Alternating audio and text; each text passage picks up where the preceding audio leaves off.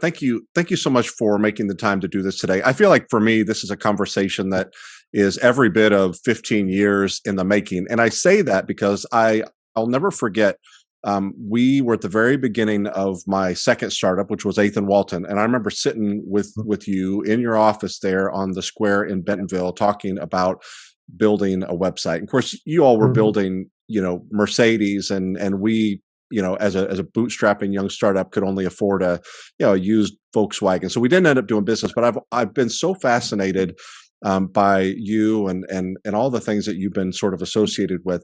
And I just turned 50 years old, and so the great thing about this series of conversations is I get to sort of circle back and have conversations with people that have been even people that don't even realize what an impact that they've had on me and my career and certainly a lot of my own ambition and understand a little bit better. And my sense is, there are a lot of people out there that are just like me that have sort of admired you by way of the work that you've been a part of, but they don't know the first thing about you. So I'd love to just start with a little bit of background about you. Talk about where you grew up and what were some of your early interests, and the question I shared with you last night. What did you think that you wanted to be when you grew up?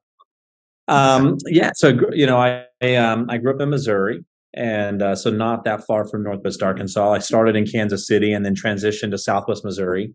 And like most kids, I probably thought through high school I was going to play professional sports. It was a much bigger part of my life in Kansas City than it was when I moved to Southwest Missouri, but something that I still obviously was very focused on. And then between my freshman and sophomore year of high school, I had a really bad motorcycle accident, broke my leg really bad, had a number of surgeries, and for a whole year wasn't able to play sports. And instead got enrolled in debate, kind of inadvertently. I had to do my speech class as a part of just regular, degree requirements at high school. And the teacher of that class also taught the debate team and encouraged me to join the team. So I did that to have something competitively to do, and enjoyed it, was good at it. And through that process, like many do who are in debate, started leaning into law school and believing that I was going to go the legal route. And so my undergrad, I went to school at Southwest Baptist University in Bolivar, Missouri, on a debate scholarship, and began the political science and communications kind of dual major route. And that was my intention. Between my sophomore and junior year of college, I got married, and the second half of my junior year, I had my first child. So started young, had a kid after I was 21 years old when Hannah was born. So as school wrapped up, the idea of going to law school and continuing education just didn't seem super practical. My wife was a stay-at-home mom. Of course, I was making, $8,000 a year while I was finishing college or something just ridiculously low. And the idea of just beginning another educational program and spending the money for that and trying to transition with family didn't make sense. So literally graduated college without a really grand plan, moved to Dallas, Texas, and just did like, most kids do post college, just started hustling to try to find work. And I didn't have the luxury of time. I kind of had to always earn a paycheck. And so that first summer in Dallas, in the mornings, I would get up at 5 a.m. and go clean swimming pools.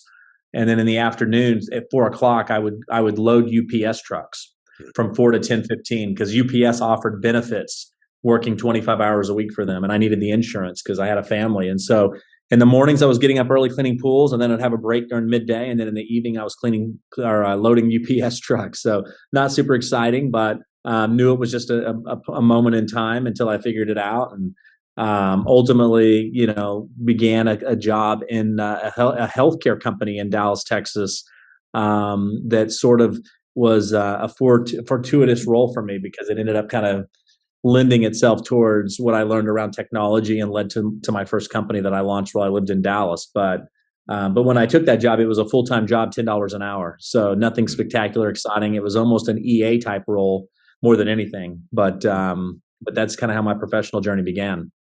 Yeah. So you finished college, you took that job. Talk about sort of, you alluded to it a moment ago, but how that first job sort of give you a little bit of a taste for entrepreneurship. Yeah. Talk about those first two startups, and then I want to move fairly quickly because we have a lot to discuss on the back end, but that sort of journey from that first job through those first couple of startups to seminary and then to Rockfish, kind of help us bridge that as concisely as you can. So I was intimidated by computers in college. I actually didn't even own a computer until my last year of college. So most of my degree was, I graduated at the right time, but in the wrong place, you might say. I graduated in 95. I also just turned 50 this year in November, or last year actually. And so I graduated college, in 95, which was a great time in terms of like internet, but I wasn't even on the internet in 95. And I didn't buy a computer until I was graduating college. And I was quite intimidated by it, to be honest. And, I did the thing where you go to Best Buy and put it on a payment plan. And I mostly bought it for just AOL and gaming. You're starting to hear about that. And so in this first job that I had, it was in the marketing group. And by group, it was me and one other person. It was a healthcare company, but home healthcare. So one of the challenges that they had was like communications and recruiting. And so as I got into the role, I started just learning how to use software to automate some of those activities. And they saw me do that and said, "You seem pretty good with computers," which was ironic. And it did kind of intuitively come to me, but it wasn't something I considered myself strong in. And they said, "You're pretty good at this computer stuff." They had bought some software to do computer-based learning and training. And it was called Macromedia Authorware and Macromedia. Yeah, two tools that eventually got acquired by Adobe. And they said, could you learn how to use this software? And so I did, I went to Barnes and Noble and bought books on the software. It was a really incredible, I recommend young people, if they have the opportunity, to always look for careers early, especially if they're kind of uncertain professional track, like where you just have to wear a lot of hats and learn a lot. And so I taught myself how to do the programming, and then, there's a user interface design component to it. So then, I talked the company into buying me Adobe Photoshop, and I bought Photoshop books, and I taught myself how to use Photoshop for computer design. And then, of course, the computers we had weren't very robust because this was all multimedia stuff. And so then you didn't just easily go out and buy a multimedia computer. You kind of had to build it. So, I'm buying hard drives and increasing RAM and memory and all kinds. And like I'm building these things. So like very hands-on. And while I would never imagine, I didn't think about myself as being an entrepreneur in high school or in college. I always did kind of entrepreneurial things. I always made money through kind of sales or business development or, just hustling. And so as I got more deeply involved in those sort of capabilities and skill sets, I started doing a lot of freelance work, which ultimately then led to launching my first company in Dallas in 97. That was called iSoft, which stood for Interactive Software. And we were doing multimedia-based software development for a bunch of big companies, mostly based in Dallas. And then a year later, we incubated an e-commerce company called CustomGolf.com to sell golf equipment on the internet. And so we were running both of those businesses with some overlap in people, but it was great. We moved into a warehouse where the front of the warehouse were offices where all of our designers and engineers were, et cetera. The back were club builders and the UPS doors to ship stuff out. Yeah. And so anyway, started that in 97 or 98, that business, and then sold them both to the same buyer at the end of 99, which led me ultimately to Walmart and to Bentonville in Northwest Arkansas. So I sold that company in 99, and I transitioned to be the chief technology officer of the company from the CEO, and stuck with it a year. Of course, we all know the 2000.com story, which. Yeah. Hindsight 2020, I look back at that moment and we were profitable. We had to be. We never raised venture capital. We didn't have investors. None of us were wealthy, so we had to, pay the bills. And building an e-commerce site in the late 90s was very hard. Everything was custom built. There was no Stripe for checkout. There was no shopping cart technology like Shopify. Everything was custom built, custom hosted. And so it was really, the barrier to entry was pretty difficult. And we had built a really, really strong ecosystem for commerce, and then got a little, caught up in the hype of everything. And there were many benefits from it. It was a positive experience in terms of the acquisition, but it was also probably short-sighted because we would have just thrived through the dot-com bust because we were profitable. Plus, golf was booming because that was the beginning of the Tiger Woods era. Yeah. And so we were in the right place at the right time and had the right business model. But anyway, and I left that company after a year. I'd signed a 1-year agreement after I sold it. And Walmart started recruiting me to help with their e-commerce business. And so I started just sort of, I wasn't planning on that. I wanted to be an entrepreneur again, but I wasn't sure what. And the timing was, it was it was kind of like the time we live in now, Matt, like a lot of doom and gloom about the economy, about the dot-com bust, the market sucked. Everything was just kind of gloomy. And so I thought, this probably isn't the best time to be an entrepreneur and start something. I wasn't exactly sure what it was going to be anyway. And so I ended up interviewing with Walmart and with two great people who are still great friends and mentors, Matt Carey and Kevin Turner, who both individually went on to have amazing professional lives, even beyond Walmart and Sam's Club. But I interviewed with those two guys on a Saturday. I was up and I was like, okay, my parents basically lived in that region by this time. And I told them, I told Walmart, I was like, I'm going to be in that area during the holidays.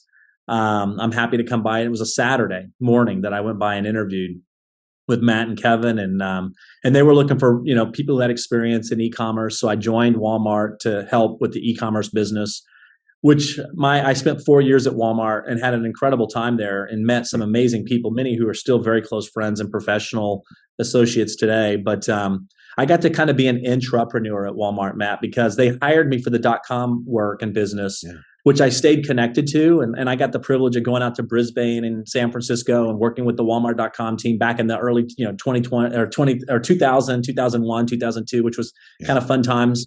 And then they decided they wanted to get into financial services as its own business, and asked if I would help launch financial services. And so, as a 28-year-old, 29-year-old, I was calling these fintech companies for partnerships with Walmart, and the CEOs of these major companies are calling me back because they recognize the scale of Walmart and the power of the opportunity. And so, had just really an incredible experience. But after being with Walmart for 4 years, the entrepreneurial bug started to call again. And, my insight for the company Rockfish, which I started in Bentonville, which is what you visited there off the square, was, the whole time I was with Walmart, I was still connected to the .com business. I was still very much staying current with trends in digital technology.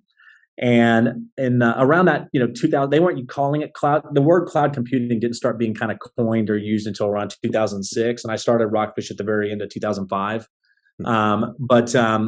But this idea of cloud-based software was clearly a trend. Salesforce was getting real traction. And being inside of Walmart and seeing kind of the client server model of, the change control process, because they're the world's largest company in terms of, employees, and watching them roll out software that it was installed on individual workstations, et cetera. It just was a cluster, right? You can imagine. And so this idea that companies were going to move move software, enterprise software, to servers and run it in what's now called the cloud was kind of the idea. Alongside of that was, being inside of a big IT organization, you could see that IT groups at that time had zero attention or time focused on actual user experience. And they were just focused on the output and not the input in terms of how the user interacted with the software. So it was kind of like, let's build, best in class user design software, hosted on servers, and work with enterprises to help move their software to the cloud, was the language we'd use today. It was just servers at the time. And so I started Rockfish kind of with that thesis. And we can talk more about Rockfish if you're interested in kind of that playbook and how that all played out. But the seminary question, while I was working for Walmart, I worked on my master's degree full time. So I was a student. So it was a 120 credit hour graduate degree, almost like a bachelor's again. And they had an extension center where they taught classes, in Northwest Arkansas 1 day a week. So I would do classes 1 day a week. I would, on J terms, I would fly to campus. And then I was the first student who did a third of his degree online too. So this was like when they were mailing you CD-ROMs and then you just did your test on the internet. It wasn't true online education, but I did that combination. So I was working full time at Walmart, and then, in evenings and weekends, I would work on that degree. And for me, it was a personal interest. I always wanted a graduate degree. I was the first person on either side of my family tree to even graduate, to get an undergraduate degree. So I appreciated education. I thought I would go to law school, didn't. Considered an MBA, but but really decided to invest that time on sort of a personal passion project, kind of deal with the why questions versus the what. So I did it, never regretted it. Of course, I've never used the degree professionally in any specific way. I would say generally, like the process of writing papers, of debating topics, of dealing with sort of big life issues and philosophical discussions and topics are relevant to leading and growing companies and teams, but sort of adjacently relevant, not directly. But yeah, that's when I did the degree while I was at Walmart. So by the time I started Rockfish, I graduated with that graduate degree from seminary in May of 2005, and then I started Rockfish October 2005. Yeah. So talk about what your vision for Rockfish was at the beginning, what you learned and what it became, and what made it so special. Yeah. So I mentioned how the impetus or the inspiration in founding Rockfish, and that is how the business launched. 80% of the employees that we had in the first 4 or 5 years of business were software engineers. The other 20% were pretty much on the graphic design and user experience or kind of account side. And a lot of our work early on was for Walmart and suppliers and the companies in Northwest Arkansas. And the agency market sort of came to us. So as the company's continuing to grow, we're hiring best-in-class software engineers who are developing internet-based software. And we're building back-end custom management systems, content management solutions. And again, this is before WordPress and all these different sort of SaaS solutions existed. So everything had to be custom built. And so we have this incredible team of internet software developers. We're hosting a lot of stuff still. This is before AWS and cloud, like the AWS and Azure and the hosting options. So you have to host stuff for clients or work with their internal teams to host on internal servers. So we had people who understood that well. And then the industry on the marketing side sort of came to us. So a few things happened in that kind of 2007, 2008 timeframe that changed what CMOs and marketers needed from their partners. So, Facebook opened up their platform to do custom software. That was in 2007. In July of 2008, the App Store opened up. So Apple launched the smartphone, and then less than a year later launched the App Store, where third-party developers could put build custom software for smartphones. And marketers started wanting to move, their sites from just creative and marketing to functional. And they had a purview of a lot, like it wasn't just now, we need a website for brand building and for marketing, but we need it for job recruitment and for investor relations and employee, and the list goes on. So all of a sudden, these CMOs who own these sites had this sort of technology need. And when they looked around to say who can do this, the answer looked very much like Rockfish. And so we were doing work for brands that started to be marketing-esque, where we were building, like customer engagement, customer retention solutions and things for Tyson or for Procter & Gamble or for Walmart, et cetera. And in 2008, on a whim, based on a recommendation from a client, I submitted some of our work for Advertising Age's Agency of the Year. I remember that. And I remember, we didn't have a head of corporate communications or a PR person, so I didn't have anyone to do this for me. So, I remember I did it on a Saturday, and I quit the application on 3 different occasions because, one, it just didn't seem like we were going to win. It was the types of questions the application asked required a lot of like ROI analytics, and I had some of that, but not a lot of depth on that side. And it was very marketing-esque type of language and questions, and. Yeah. So I would quit the application thinking this is a waste of time, and then pick it back up because a client asked me to do it, and I thought, so I finished the application, submit it, and honestly don't even think about it again. And it was probably 2 or 3 months later that I got a call from Ad Age saying that we had won that, a total surprise. I'd completely forgotten about it. They come to Bentonville, put us on the cover of Ad Age's Agency of the Year. So now all of a sudden we're like this cutting edge digital agency, but we were still doing a ton of software development. Yeah. And the other thing that really was wind in our sails is, and this was, very much driven by our location, is the digital shopper category started to become a very relevant discussion in these same time periods. And so as retailers' websites got more robust and they were starting to ask their suppliers, what are you doing to drive business to our digital sites? And there were options within these digital platforms, Amazon, Walmart, and others to engage, as well as their own direct-to-consumer strategies and et cetera, and marketing strategies. There started to be this category that was growing from the traditional shopper marketing agencies into this kind of category of digital shopper. And we had built a really great, case studies of doing that type of work for major CPG companies. So if you look at kind of like the three verticals that Rockfish was very strong at, we were really strong on the enterprise software side. So the whole time we were still building enterprise software and enterprise solutions for companies. And then we were really good at building marketing software, but that was, very technology driven. So most agencies were founded by creatives who were incredible brand and copy and content. And we were more technology. So we were very kind of separated and best in class. And there were some other agencies that started to come around at that time as well that were very good at that as well. But that was something we were definitely in the conversation on. And then I think where we were really at the head of the pack was this digital shopper category, which was very much emerging at that time. Yeah.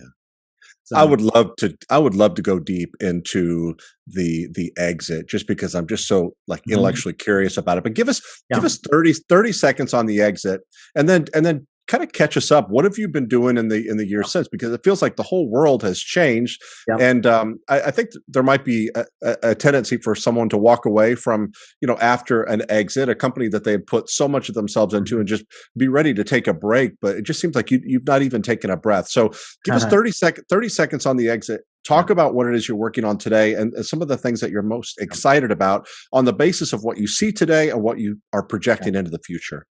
So, the exit is that expression, better to be bought than to sell. When we ended up on the cover of Ad Age, and then we won other awards as well, the phone started kind of ringing off the hook in terms of acquisition opportunities. And you have the discussions. These were legitimate buyers, but we were in no rush to sell. We were very profitable. We were growing very fast. And ultimately, it just became an opportunity. I knew the market well in terms of the M&A market. I had a number of friends in the industry who ran different agencies who had been acquired. That became a lot of the big holding companies in particular became very aggressive in trying to buy digital agencies at that time. So it was a really hot category. And through a combination of saying no to buyers for over a year, eventually we just had an opportunity that was too hard to say no to, and said yes. But we did sign up for a longer term earnout too, because we knew the business was growing quickly. We enjoyed the company, and we had a great team. And so we wanted to recognize value beyond just that point in time. And so the earnout was very successful for us as well. So anyway, that ended at the end of 2016, the earnout. I left at the end of 2017. WPP is ultimately who we sold to. Yeah. Matt, to your point about not taking a break, I was early 40s at that time. I certainly wasn't going to retire. I did have this vision that I wasn't going to be operationally running companies anymore, that I wanted to help entrepreneurs. I wanted to co-found companies where I had a meaningful part of equity in the business, but not be the CEO. Yeah. And I helped do that for a few companies in the Austin area. I had moved to Austin, by the way, in 2012. And so I moved there with the company. So when I sold Rockfish, I had incubated this HR tech company called You Earned It, that spun out of Rockfish when I sold it to WPP. And then I built a team in Austin for that. And that ultimately got acquired by Vista Equity in 2018 or as a part of their portfolio. But yeah, I helped spin up some companies in some different categories: commercial real estate, prop tech, VR, AR, et cetera, hospitality. And then in 2020, a good friend of mine who I met through WPP, somebody who also had built and sold an agency to WPP and then did a global roll-up and was the CEO of a 2,500 person global company. He left WPP at the beginning of 2019. And a year later in 2020, we co-founded sort of the next iteration of what Rockfish would be today, called CourtAvenue. Obviously, the technologies have changed. The industry's different. It's matured in different ways. But I'm now back co-leading a company in a similar space, this digital transformation category called CourtAvenue, and that's what from an operational standpoint, what I spend my time on. I do help some of the other companies where I can that I help spin up, but they're CEOs and leaders of those ones. So my day job and my priority in terms of time spent is running CourtAvenue. Yeah. So let's take the last. Go ahead. I'm sorry. No, I was going to say I think there was a couple other questions in that I didn't get to, but and I'm good on time, so feel free to. Okay. Well, I won't. I won't abuse that, but I do. I would love to spend just a few minutes talking about, based on what you're doing today at CourtAvenue, what's the most exciting part of the work you're doing today, and then kind of help project a little bit ahead. So much has changed. I mean, and obviously everyone says this, so cliche that change is accelerating, but it feels like we've not seen anything yet. Talk about artificial intelligence and Web3 and all the things that you all are involved with today, and what are the implications with respect to retail specifically? Yeah. I mean, look, I think this expression that Mark Andreessen coined back in the day, that software is eating the world. I mean, I think that drove a lot of our growth at Rockfish. I think that expression is more true than ever. There are still major industries that haven't been, in my opinion, really disrupted by technology yet. And when you use that word innovation or disruption, the way I define it personally is, if you look at like companies that have used technology to change an industry, they typically check three boxes. One is speed, one is convenience, and one is transparency. And you can do a deep dive on Amazon or on Uber or on Netflix, or start naming companies. And companies that are massively disruptive normally are checking those three boxes. You can do one of those boxes and have a great business. But that's what technology at its best does. And it does, like, as consumers, we recognize, right, one of the reasons we get frustrated with healthcare is because it's none of those three things. There are industries that kind of just have a monopoly, almost like the airline industry, that gets bailed out by the government anytime something goes bad because it's too big to fail. But like, they don't really emphasize any of those things, right? Their mobile apps, their technology, dealing with their customer service, managing your flight. Like, they just don't check those boxes right now because they frankly don't feel like they need to. The government certainly doesn't, right? Like, you ever go to a government.com site and try to pay your taxes or do something digitally, it's terrible experience. Yeah. But there's still a lot of opportunity in technology. And you mentioned a few technologies that we think are going to be game changing in terms of the society we live in, even, short of 10 years from now. But broadband ubiquitous connectivity obviously is the underpin of all of it. So 5G, satellite, that like Elon's, company and others that are working on sort of just this ubiquitous broadband, always connected world that we're living in more and more. And we kind of take that for granted. Most of us here in the US do, but this is becoming a global phenomenon. You mentioned machine learning and artificial intelligence, right? I think everyone has experimented or played with OpenAI's technology, which is just scratching the surface, right? The Chat GPT, the DALL-E, and other things. But we can all sort of sense how that's a game changer. And I think you start appointing those types of technologies to retail, healthcare, and others, you can see some implications. VR and AR are still very early. I mean, you have the world's most successful companies, Microsoft, Apple, Meta, all working still religiously on VR. I think the latest sort of most reliable rumor is that Apple will announce its VR headset this summer and launch it in the fall. I think it will be a game changer. We're still probably 5+ years away from a refresh rate in a VR gear where you put it on and it literally feels to the human brain almost real. But that's coming.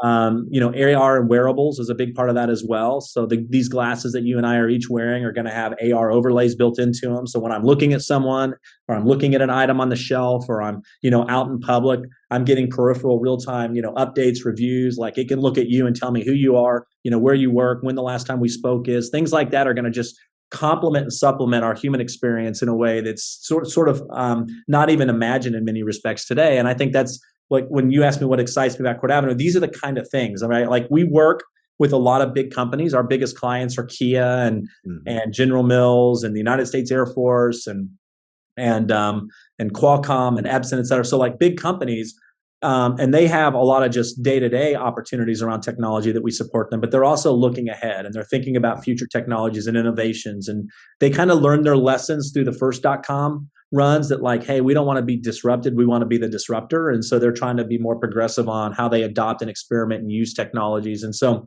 that's fun for me because I get to play around and learn about and be a part of some of the most emerging stuff in tech, and then use that alongside some of the best companies in the world. And so I think, in retail, I think we will. It's speed, convenience, and transparency, right? So some of this is very nascent and early stage today, but I think we're, from a cost standpoint, from a computation standpoint, and a connectivity standpoint, we're pretty close to where everything at the item level will be connected. And of course, your home will be a smart home, right? If you were at CES this year, that was a big trend, was the smart home, right? So knowing what's in your pantry, what's in your refrigerator, and then I think voice and gesture will be a big part of how we interact with technology more and more. So Alexa and Siri and others are early in that. But, you're standing in your kitchen and saying, I want tacos this Tuesday. I want, spaghetti dinner on Wednesday. Thursday, I want chicken and vegetables. And then the groceries that you need for that just show up because your home knows what's in it, what supply you have. And, I'm already like, it's funny, like, maybe this is a bad thing and maybe it's a good thing because I eat healthier this way, but I almost never walk the floor, like the halls of a grocery store, right? Because of that, I reorder the same stuff over and over and over again because I have the same list. I eat out a decent amount because of travel and work and my, I don't have kids at home anymore. But 3 or 4 nights a week I cook at the house, and it's a rotation of the same stuff. And I just reorder the exact same things over and over and over again. Yeah. And I have them delivered directly to my house. But adding more speed, more convenience to that process, I think is going to be a big trend in retail.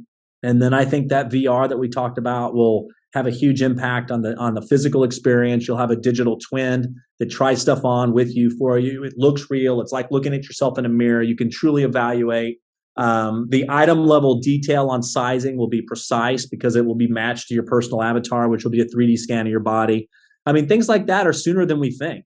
And because of all that, though, I also believe like physical brick and mortar retail will be gamified more and more to create a more enjoyable experience and entertaining experience. So, I mentioned the VR glasses. When you're walking through, a retail environment and you're getting real-time reviews, ratings, feedback, able to dig in, like you're looking at maybe you're in the wine section and you're like, I don't know what bottle, having that without having to Google it on your phone or look at it through your camera app, and it's just visually real time being presented to you if you opt in for that or ask for that, I think, makes a big difference.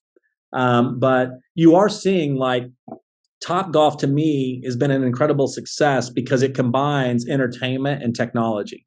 And I think you're going to see from a retail standpoint, a lot more of combining technology and physical experience because people, in spite of how good technology gets and how we can sit on our couch and watch Netflix all day long, the majority of people still crave contact. They crave experience. They want to hang out with people. And, physical pickleball's blown up overnight, right? Everyone, like, people want to get out. They want to play with people. They want to interact. So as good as technology gets, I don't think we're going to be sitting on our couches with VR gear and doing everything on our own. Sure. But I think it does elevate the game in terms of what retailers have to do as it relates to integrating technology and the physical experience to draw more people in and compete with what's going on in the market. Yeah. Do you think the technology ever gets to a point where consumers don't have to make nearly as many decisions? For example, where the technology just knows because of the weather, because of your schedule, because of this and that you want tacos on Tuesday, and it goes ahead and puts it in your pantry for you without you having to make that decision. Yeah. Some of that, as I mentioned, in my own personal life is almost already the case, right? Like now I have to log in and open up my shopping list and reorder and tell it the quantity and reconfirm.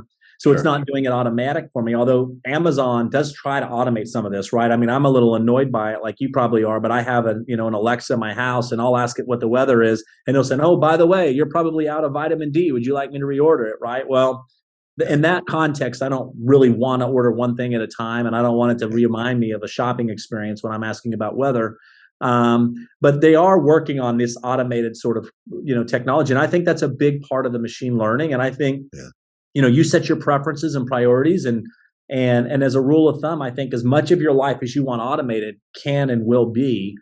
But the general sort of technology necessary to start implementing that kind of experience is really already with us.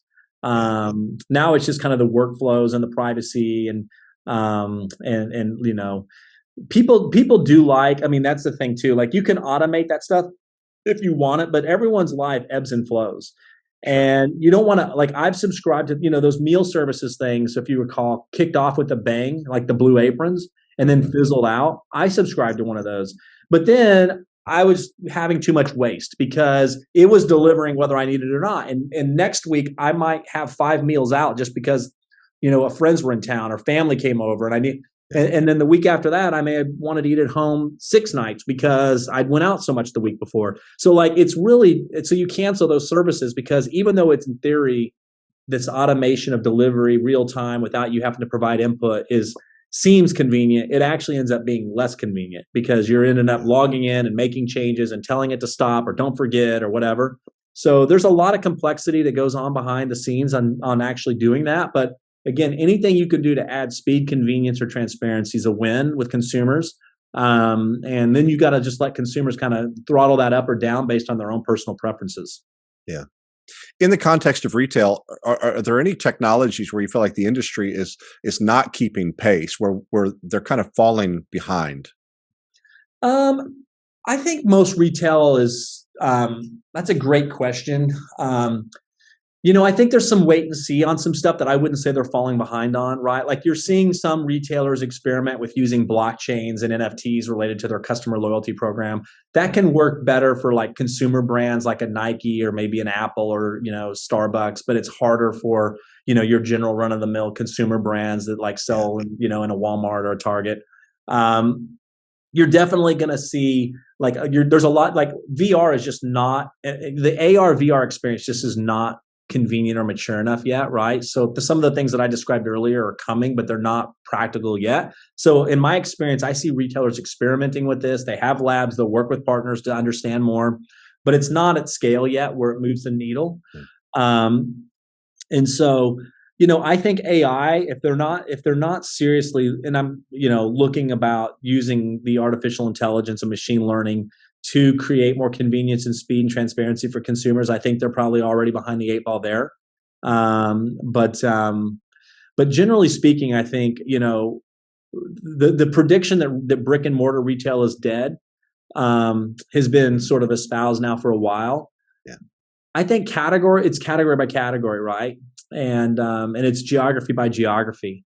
But we are going to get to a day, where the reason I don't walk a grocery store, aisle is because it is good enough. The retailers do a good job of delivery of, collect, and I don't want to go out of my way. I don't want to go through a parking lot. I don't want to walk through the aisles. I don't want to be tempted to buy something I don't need. And it saves me a lot of time, and I'll pay the delivery fee in exchange for savings of time and the convenience of it. And so I think as VR gets more, reliable as it relates to literally being able to, like right now, if I want clothing, I go to the clothing. I have some brands that I know I like and I know the size, and I order those online.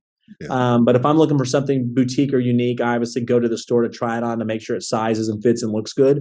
But I really do think that kind of experience is going to be able to happen through a VR technology that's I'll be very comfortable that it fits me well, that it looks good on me, and that I want it delivered to my house. And someone in my profile would be more than happy to do that. Other profiles and demographics probably won't. So I don't think that people are going to, like I say, lock themselves in their house and use technology for all their personal experiences.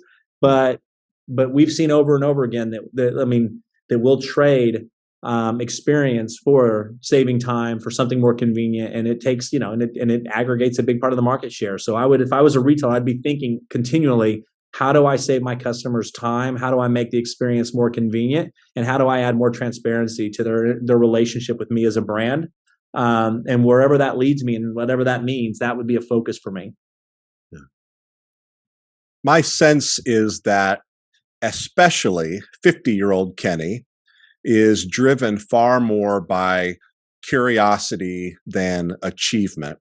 Mm-hmm. And so my question is there anything that you have yet to accomplish in any area of your life, but obviously, especially in the industry. Is there anything you've yet to accomplish that really gives you the fire to wake up every morning and continue to play the game as hard as you do? Yeah. Well, first off, I mean, I think entrepreneurship is like being, it's like a professional athlete. Tom Brady doesn't want to retire. Why is that? He's got all the money that he needs, and he Right. has accomplished anything that, he's clearly, by accomplishment alone, the greatest of all time. But there's something about the thrill of victory and the agony of defeat that in and of itself is addictive. And I do love the competition of business, and I love the accomplishment of building a great company. And this we do a quarterly CourtAvenue University where we, myself and my co-founder Dan get on a call, and we just the new people who've joined us in the last quarter jump on it, and we ask the question, why did you choose to join CourtAvenue, and what are you like? And there's some sense of accomplishment and pride that comes from building a company that people want to be a part of, that they choose to be a part of, that they're thankful to be a part of, and that as a team collectively, you're succeeding and you're growing and you're competing and you're winning. So to me, that's a part of the game of entrepreneurship that I still find very compelling. You're right. As you get older and as you've had different exits, you start thinking about being useful versus successful. Even within this company, I'm not the CEO. We use a partnership title for myself and Dan, and then Michael Stick, who joined us a year later. Yeah. And we're almost like three co-CEOs. And none of us have egos about it. We share the load. We wear a lot of the same hats, but also we have some unique lanes that we add value in. And so I'm as driven now by, considered like being useful to the company and to the team as I am by like the success of it. But don't get me wrong, I'm still very, driven by this company being a very successful business and having, I would say when I started CourtAvenue, the biggest hesitation about doing this was Rockfish had been such a great success, and it was the right idea at the right time, and thankfully got very lucky hiring the right team. And just if you look back, there are so many components. It wasn't just me and as the founder, it was so many things that went the right way at the right time, and it was a huge success, and it got a lot of press, and so from a pure ego standpoint, you almost don't want to do it twice. It's kind of like why doesn't Tom Brady just retire on top? Like he and that's why I think the thrill of winning the Super Bowl in Tampa Bay was so satisfying to him, because he proved he could still do it and he could do it somewhere else. And I think my biggest hesitation when I was starting CourtAvenue was, what if it's not as good as Rockfish? Mm-hmm. And then you can really say, man, Rockfish was just luck, right? Yeah. Yeah. And thankfully, CourtAvenue within 2.5 years, our revenues have already exceeded Rockfish the year I sold the company, and we're growing way faster, and the people we're hiring are insanely talented, and the clients we're working with. So part of it is that your network is more important than your net worth in future success. So as you get older, you have credibility, you have trust, you have late relationships that's really helped this business take off fast. But I'm super proud of the company, but I'm hungry. We look at these, when I started Rockfish, and you would look at these companies at the time that were doing 25, 50 million in revenue, because that was a big digital agency at the time, and think, man, we're never going to get that big. They got such a head start on us. They're so much more talented than we are. And, eventually we got there and surpassed that at Rockfish. Now we look at the $1 billion companies in our category and think, oh my God, we're never going to get there. They're so big. Yeah. But, that's part of what makes it fun. It's the journey, right? Like, I think what you learn as you get older is that for some reason, as humans, we're so finish line oriented in terms of how we think. We think the greatest satisfaction is going to come at some ultimate destination. When I finally make this much money, when I finally have that kind of house, when I finally own that car, when my kids are finally older and not, we're always driven by like eventually. But then you look back on it and you recognize, honestly, it was that journey that was the most satisfying part. And when I think about Rockfish, I rarely think about the day I signed the contract to sell the business. I think about the people I worked with, the clients, the work we did, the recognition. It's the journey of the experience that adds the most value. So I think I can appreciate that now better. So, Matt, I'm a little less stressed about the outcome with CourtAvenue, and I'm more, enjoying the moment and the experience of working with great people, and the satisfaction of seeing this company do such incredible work, over the last 2.5, 3 years. And working alongside people who I consider second family. And that is, more satisfying, I think, than just the outcome. And so that's what drives me and motivates me and gets me up every morning now is being able to build something together with people that I'm proud of. Yeah. We're still young men, and hopefully we've got a long time ahead of us, many years ahead of us. But how do you want to be remembered, both personally and professionally? Mm-hmm. Yeah, I that's a very broad, like, could be a very broad answer to that question. I think most specifically, remembered as someone who was a good father, a good partner to my friends and my wife, and a good employer. Somebody who gave more than he took, who wanted to add value into people's lives versus extract value, and is recognized as somebody who was a net positive in their life, right? Because I think these are things that as we get older we recognize around us and in our own life. But I think ultimately that's the most important individual sort of goal for me and personally, is that people would consider, hey, knowing Kenny was I felt like I got more from him than I had to give him. And that's what I try to do in terms of my relationships and in terms of being an owner in this company, is I want to give more than I get. And if people remember me for that, then that'll be a life well lived. Yeah. What would you tell the 19-year-old college student loading trucks at night that feels like they've got something in them entrepreneurially? What advice would you give to that sort of next generation of entrepreneurs at the very, very beginning of their own journey? Yeah. I think the most important, when I was 18, 19, 20 years old, and I'm married and I have a kid, and I was going to school during the day and then going and working in the evening, and it was hard. And then when I got out of college, I'm cleaning swimming pools, and I was doing it in South Dallas. Like, homeless people were bathing in the swimming pools I had to clean, overnight. And I'm loading trucks, and these trucks were 120 degrees in the Texas sun. This was June, July, August, September in Dallas, Texas. But I never felt sorry for myself. And I never felt like there wasn't hope or purpose in the future, right? To me, it was a moment in time and a means to an end, right? I needed income, I needed insurance, and I was going to do what I had to do to take that step until the next step or opportunity presented itself. And I feel like one of the downsides to digital technology and social media and access to information is people are in a hurry. And people are losing hope. One is the general sentiment and message is the cards are stacked against you, or life isn't going to be fair for you, or we've saddled you with student loan debt, and that's unfortunate for you, and you're never going to get out of it. Like we sort of are preaching this and espousing this negative message, and people are internalizing that and believing that they deserve more sooner than they should receive it, and that doesn't matter what they do or how hard they work, they'll never accomplish it. So there's so many young people who I feel like have just lost hope and trust in the system, and just they think everything's stacked against them. But the reality is, we live in the best country in the world. We live in the best time ever to be alive. I mean, if you're a 20-year-old person, first off, you're probably going to live healthily to 120 or so, because there's so many advances happening in healthcare and technology around that are going to extend your lifespan. We live at a time when we are in the very early stages of advancements in biotech and in technology. We talked about some of those trends earlier. There has never been a better time to be optimistic and to be hopeful and to have a sense of purpose for the future. So if you're a 19, 20, 21-year-old getting out of college and you're thinking about being an entrepreneur, and you think, oh, the best ideas are already done, or because I'm from this area, or because I went to this school. I mean, I grew up, I paid my way through school. I was poor when I graduated school. I grew up in Southwest Missouri, which was one of the most poverty counties in the country, probably. But I just never believed that meant I couldn't succeed or be successful. I just never, for whatever reason, had that wiring, and probably a testimony to family and just people encouraging you. But the reality is, when you're in your 20s, it's also the best time to be an entrepreneur. It's honestly the hardest time too. Most successful companies are started by people in their 40s or older. because then they have the experiences and they've seen life.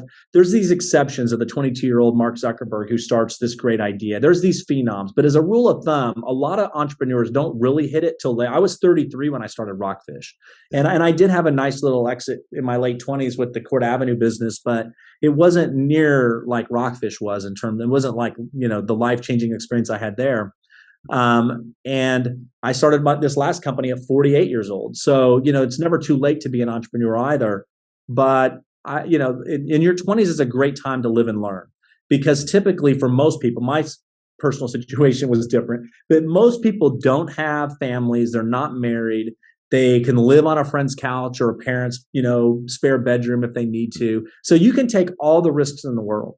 And while you may fail and while your company or idea may not work, those lessons learned are really significant. So don't underestimate your 20s as a time to travel, to just like get a diverse view of the world and how the world operates and works, to take some risks and try some things, because that's when you can so easily afford to fail. And you've still got so much life in front of you. I mean, I actually think we're going to have to people are going to have to go through a second. Like when we talk about a midlife crisis now, I think it's almost like a midlife reset for people who are 20 today, because the education that you got when you were 18 to 22 needs to be reset when you're, 45 to 50, because you're going to live to 120 and be working until you're 80. And so you got to kind of reassess your, and I think what's great, most people will do this self-taught and self-learn, and they'll do it through, online processes and what they can do that way. But yeah, I think it's an incredible time to be an entrepreneur. I wish I was 20 with everything that's going on. I would be super hopeful, super optimistic, super excited about what's going on in the world, and just do it. I mean, that's the time. That's the time to learn, take risks, enjoy life, travel, accumulate experiences, and go for it. This has been so much fun for me. Thank you so much, Kenny, for making the time to do this. Founder and investor, Kenny Tomlin. It was good to talk to you, Matt. Thanks for the interview, and hope it was helpful. Glad to hear it was from your perspective, and we'll see you soon.